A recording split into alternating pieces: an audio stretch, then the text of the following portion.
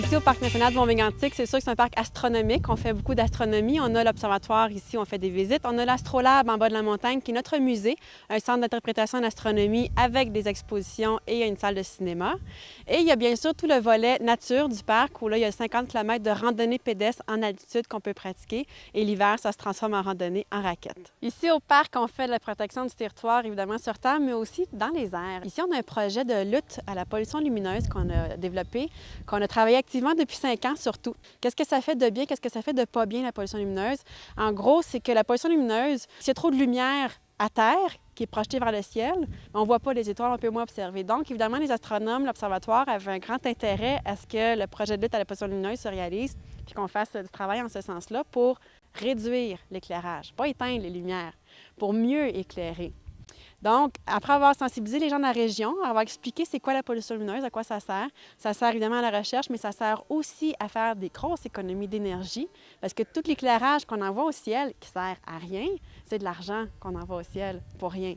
Donc, on a expliqué aux gens que ça servait aussi à économiser de l'argent. Après ça, on est allé voir les villes, les villages alentours ici, et on leur a demandé de faire une réglementation pour modifier l'éclairage ici. Alors, pour l'améliorer, pour mieux éclairer. Donc, chaque village a accepté d'avoir un règlement municipal pour obliger les gens à éclairer correctement. Donc, la deuxième étape est faite. Après ça, qu'est-ce qu'on fait? C'est la conversion d'éclairage. On a été chanceux, on a une grosse subvention qui nous a permis de remplacer les luminaires des gens à l'intérieur du territoire qu'on avait délimité ici de 25 municipalités.